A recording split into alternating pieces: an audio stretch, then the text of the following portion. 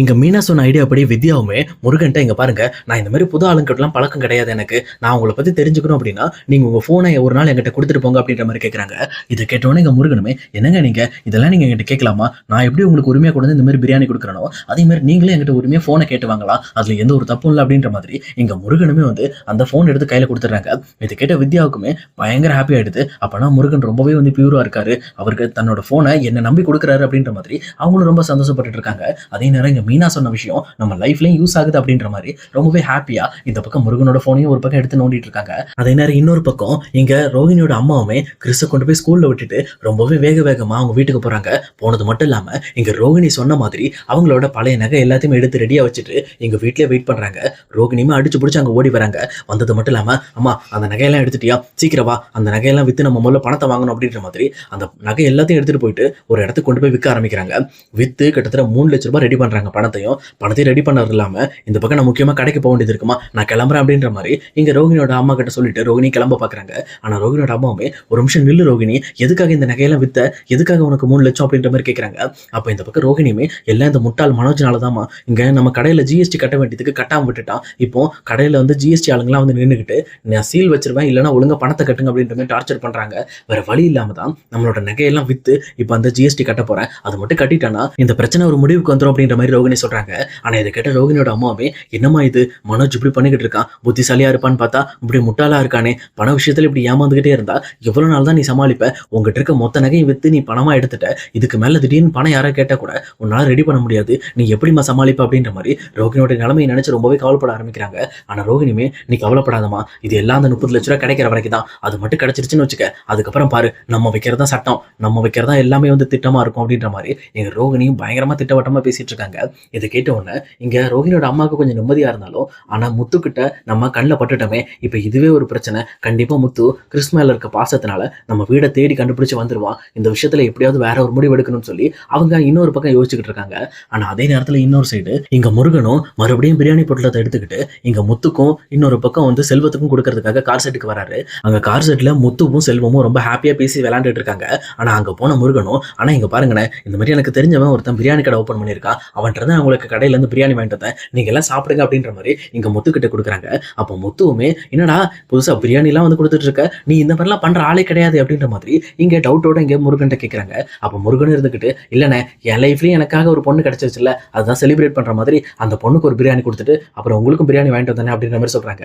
இது கேட்டோன்னு செல்வமே, பரவாயில்லடா, ஒரு வழியா போராடி உனக்கான ஒரு ஆளை பிடிச்சிட்ட போல இருக்கே அப்படின்ற மாதிரி லைட்டா முருகனை டீஸ் பண்ண ஆரம்பிக்கிறாங்க. ஆனா முத்துவுமே ரொம்ப கட்டன் ரேட்டா, டேய் இப்போ அந்த பொண்ணு கன்ஃபார்ம் பண்ணியா, அந்த பொண்ணு கல்யாணம் இருக்கா பாத்தியா அப்படின்ற மாதிரி கேட்கறாங்க.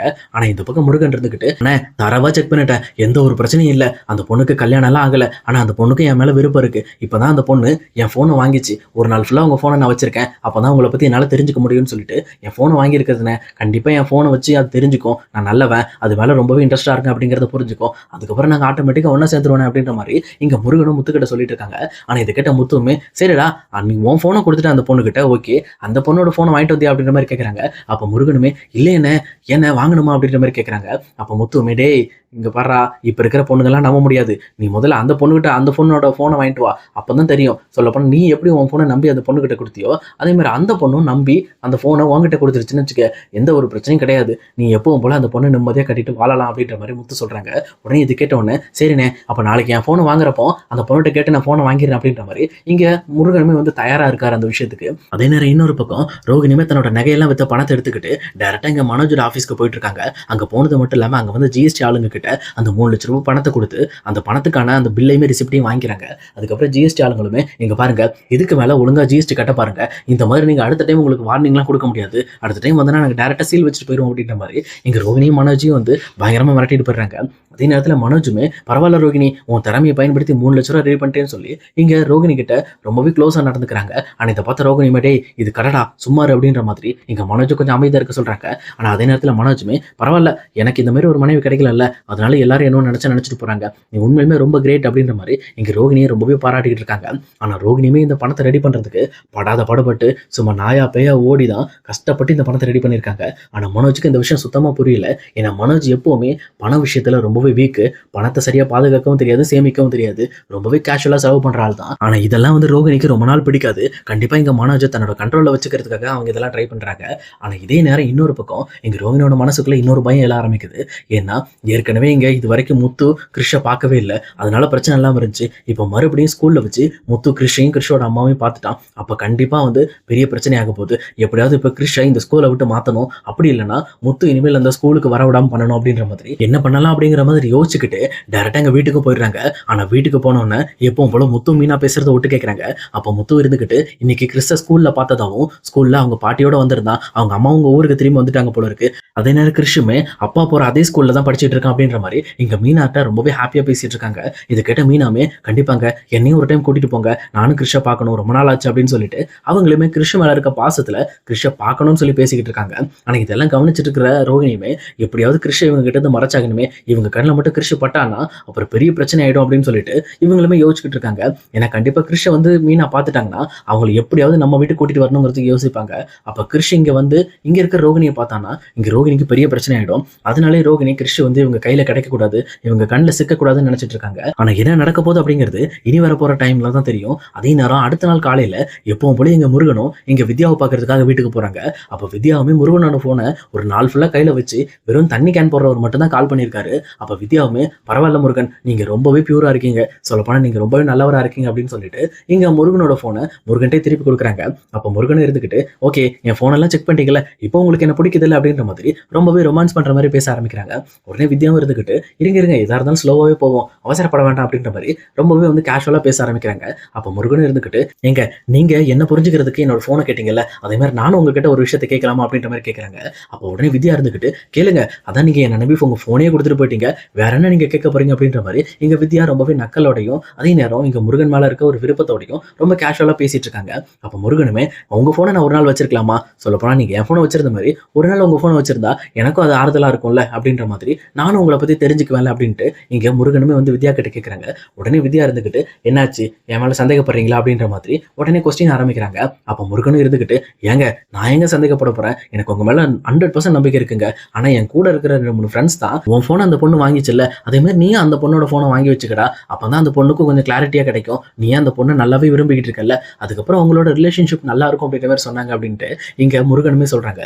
இது கேட்டோன்னா வித்யாவுமே பரவாயில்ல முருகன், நீங்க ரொம்பவே கிளாரிட்டியோட இருக்கீங்க, சரி இந்தாங்க வச்சுக்கோங்க, இந்த போனை வச்சுக்கோங்க, இதுல இருந்து ரோகிணின்னு மட்டும் என் ஃப்ரெண்ட் ஒருத்தி கால் பண்ணுவா, அப்படி பண்ணான்னா அவளை டைரக்டா என் வீட்டுக்கே வந்து பார்க்க சொல்லுங்க, நான் வந்து இன்னைக்கு ஃபுல்லா லீவு தான் அப்படின்றதையும் சொல்லிடுங்க அப்படின்ட்டு இங்க முருகன்ட்ட சொல்றாங்க.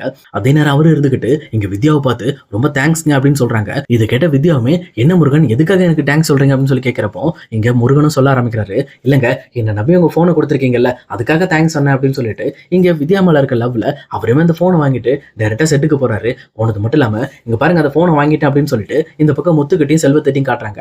ஆனா முத்துமே அந்த போனை பார்த்துட்டு தெளிவா கவனிச்சிடுறாரு, இது வித்யாவோட போன் ஆச்சு, இது எப்படி உங்ககிட்ட வந்துச்சு அப்படின்னு சொல்லிட்டு டேய் நீ லவ் பண்றேன்னு சொன்னல அந்த பொண்ணு பேர் என்ன அப்படின்ற மாதிரி எங்க முருகன்ட்ட கேட்கறாங்க. அப்ப முருகனும் வித்யான்னு சொல்லி சொல்றாங்க. ஓஹோ நம்ம வித்யா தானா அப்படின்னு சொல்லிட்டு இந்த பக்கம் சரி கூட போனை கூட அப்படின்னு சொல்லிட்டு முருகன் கையில இருந்து அந்த போனை பிடுங்குறாங்க. ஆனா முருகனும் என்னன்னா இது நீ செக் பண்ற அப்படின்னு சொல்லி கேட்கிறப்போ டேய் நீ எங்க தம்பி மாதிரிடா, உனக்கு நல்ல பொண்ணை பார்த்து கல்யாணம் வைக்க வேண்டியது எங்களோட பொறுப்பு, அதுக்காக தான் அந்த பொண்ணு போனை நான் செக் பண்றேன் அப்படின்னு சொல்லிட்டு இங்க முத்துவுமே அந்த போனை செக் பண்ணிட்டு இருக்காங்க. அப்ப அந்த செக் பண்ணும்போது தான் தெரியுது அந்த போன்ல கரெக்டா இங்க சத்யாவோட வீடியோ டைரக்டா வந்து முத்துவோட மொபைல்ல இருந்து இங்க வித்யாக்கு சென்ட் ஆயிருக்கு. இதை பார்த்தோன்னா முத்து கன்ஃபார்ம் பண்ணிடுறாரு, டேய் இது எப்படி அங்கே வந்துச்சு, அப்ப என் போன்ல இருந்து வித்யாக்கு தான் அந்த வீடியோ வந்திருக்கா, அப்ப என்னோட ஹிஸ்ட்ரி மட்டும் தான் அழிச்சிருக்காங்க, ஆனா வித்யாவோட ஹிஸ்ட்ரி அப்படியே தான் இருக்கு, அப்போ வித்யா தான் இதுக்கெல்லாம் காரணமா அப்படின்னு சொல்லிட்டு இங்க முத்துவும் யோசிக்க ஆரம்பிக்கிறாரு. அதே நேரத்துல இங்க வித்யா மேல ரொம்பவே கோவப்பட்டுட்டு இதுக்கு மேல அவளை சும்மா விடக்கூடாது அப்படின்னு சொல்லிட்டு சத்யாவோட வீடியோவை தன்னோட மொபைலுக்கு மாத்திக்கிறாரு. ஆனா இதை பார்த்துட்டு இருக்க முருகனுமே என்னாச்சுன்னா ஏன் கோவப்படுற அப்படின்னு சொல்லி கேட்கிறப்போ ஒண்ணு இல்லடா நீ உன் விஷயத்துல நான் தலையிட விரும்பல, ஆனா ஒரு முக்கியமான விஷயத்தை பத்தி நான் பேச வேண்டியது இருக்கு அப்படின்னு சொல்லிட்டு அங்கிருந்து வேக வேகமா முத்துவுமே எங்க வித்யாவோட வீட்டை பார்த்து கிளம்பி போயிட்டு இருக்காங்க. ஏன்னா வித்யா கிட்ட நீ எதுக்காக இதை பண்ண அப்படின்னு சொல்லி கேட்கணுங்கிறதுக்காகவே அவங்களும் ரொம்ப கோபத்தோட வித்யாவை பார்த்து போயிட்டு இருக்காங்க.